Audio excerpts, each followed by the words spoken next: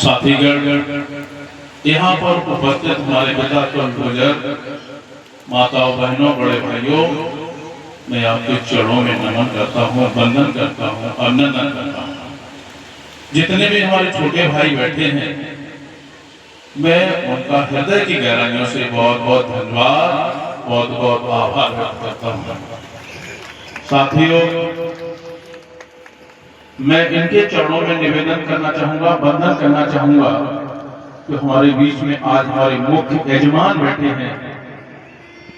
उन्होंने की प्रेरणा से हम सभी लोगों को यहाँ कथा में आने का जो अवसर प्राप्त हुआ है, मैं उनका बहुत बहुत धन्यवाद, उनके चरणों में नतमस्तक करता हूँ। साथियों, बहुत ही मार्मिक शब्दों से पूज्य बहन आप लोगों का कथा का ये सुना रही है। मैं बहुत देर से कथा को सुन रहा था, बहुत अच्छे शब्दों से आप कथा कह रहे हैं। देखिए, हमारे बीच में बैठी हुई माताएं बैठी हैं। अभी माताओं के ऊपर कुछ प्रकाश डाल रही थी बहन जी। मैं कहता हूँ, दुनिया में अगर कोई देवता है तो माता पिता से बड़ा दुनिया में कोई देवता होता है।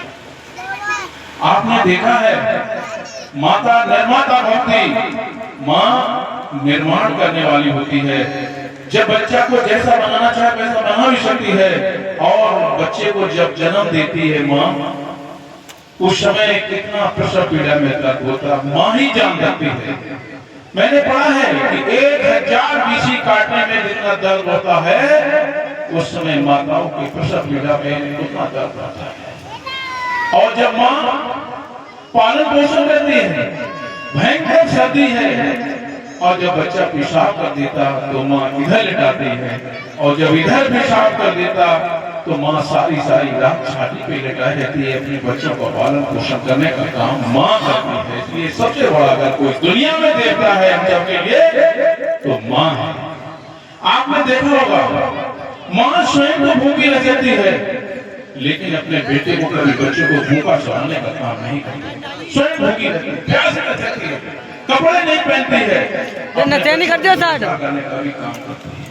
पिता आप देख रहे हैं, रात दिन पैदा करता है, बरसात में है, गर्मी में है, पहनाने का भी काम करता है। पिता बहुत ऊंचा दर्जा पिता का है। इसलिए मैं कहना चाहूंगा कि जितने भी साथी बैठे हैं, आज श्रीमद् भागवत कथा में ये संकल्प लेके जाएं कि कभी भी अपने माता पिता का अपमान मत करना। इससे बड़ा पुण्य और कोई हो ही नहीं सकता दुनिया में। आप सभी से यही निवेदन में करने आया। साथियों, देखा है आपने कि सुख सब व्यक्ति चाहते हैं, लेकिन सुख नहीं मिलता है, और दुख नहीं चाहते हुए भी दुख परिचित दुख आ जाता है। कोई व्यक्ति दुख नहीं चाहता लेकिन आ जाता है। ये क्या है? ये प्यारे परमपिता परमेश्वर की व्यवस्था है। देखिए, अच्छे परिवार में बहू आना किन्हीं हमारे पूर्वजन्मों के संस्कार होते हैं। अच्छा घर मिलना, अच्छा परिवार मिलना, अच्छा माता पिता मिलना, ये हमारे किन्हीं पूर्वजन्मों के संस्कार होते हैं।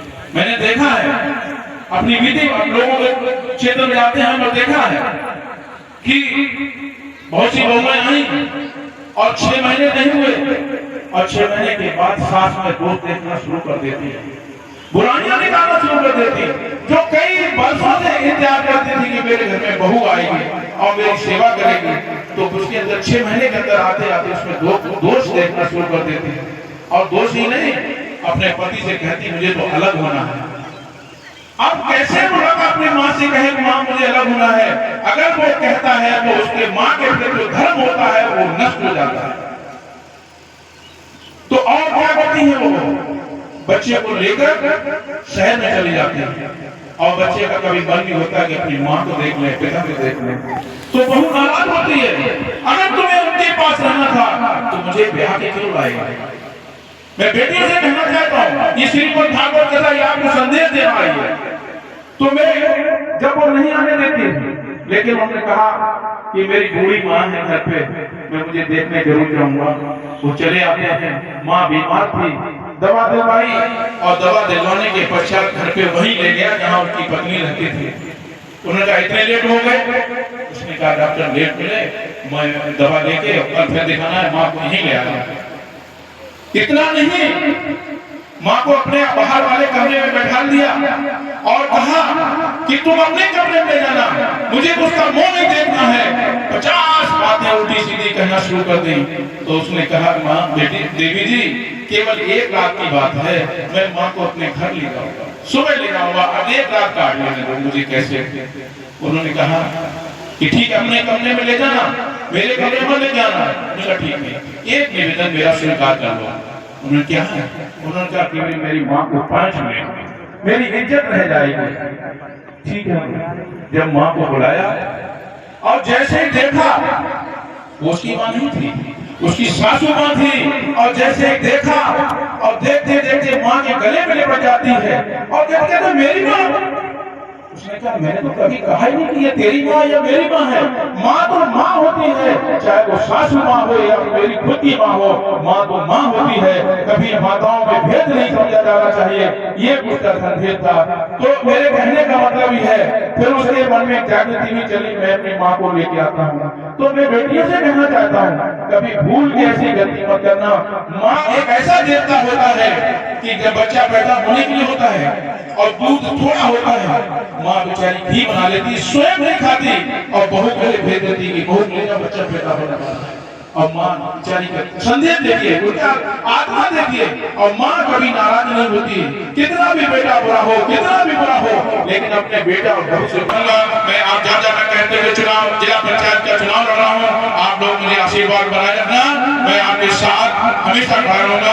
आप सभी के लिए ईश्वर से प्रार्थना करना चाहता हूँ कि हे ईश्वर, जब तक गंगा जमुना में पानी रहे और सूर्य चंद्र की रश्मियां रहे, पृथ्वी पर प्राण वायु बहती है, तब तक आप सभी लोगों का जीवन मंगलमय हो। दिन दुना रात चलना, ईश्वर ऐसे ही आपको धर्म के काम में बढ़ाता रहे, हाथ बढ़ाता रहे। आप सभी का पुनः बहुत बहुत धन्यवाद। आपके चरणों में नमन करता हूँ, आपके चरणों में वंदन करता हूँ, आपके चरणों में अभिनंदन करता हूँ। इन्हीं शब्दों के साथ मैं अपनी बात को यहीं समाप्त करता हूँ। जय हिंद, जय भारत।